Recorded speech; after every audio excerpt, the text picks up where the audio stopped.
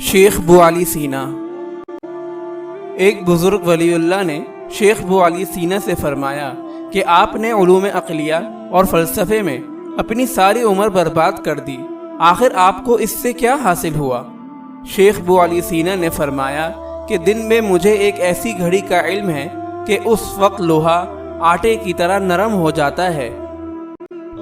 بزرگ نے فرمایا جب وہ وقت اور گھڑی آئے تو مجھے بتانا۔ شیخ ابو علی سینا نے وہ وقت اور گھڑی بتا دی اور ہاتھ میں لوہا لے کر اس میں انگلی داخل کر دی تو انگلی اس کے اندر دھس گئی۔ وہ ٹائم گزر جانے پر اس بزرگ نے شیخ ابو علی سینا سے فرمایا کہ اب پھر اسی طرح لوہے کے اندر انگلی داخل کرو۔ شیخ ابو علی سینا نے کہا وہ گھڑی گزر چکی ہے، اب ممکن نہیں۔ تو ان بزرگ نے لوہا ہاتھ میں لے کر کرامت سے اپنی انگلی اس میں داخل کر دی اور فرمایا کہ عقل مند آدمی کے لیے یہ مناسب نہیں ہے کہ وہ اپنی عمر ایسی بیکار چیزوں میں تباہ کر دے۔ یہ کوئی کمال نہیں، کمال تو یہ ہے کہ آخرت کے لیے بندہ محنت کرے اور اپنے اللہ کو راضی کرے۔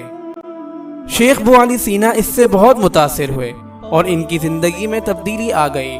مرض الموت میں دل سے توبہ کی، اپنا مال فقراء پر صدقہ کیا، اپنے تمام حقوق ادا کر دیے اور کثرت کے ساتھ قرآن کریم کی تلاوت کرنے لگے۔ چنانچہ ہر تیسرے دن ایک قرآن کریم ختم کرتے تھے، اور جب ان کا انتقال ہوا تو بخاری شریف ان کے سینے پر رکھی ہوئی تھی۔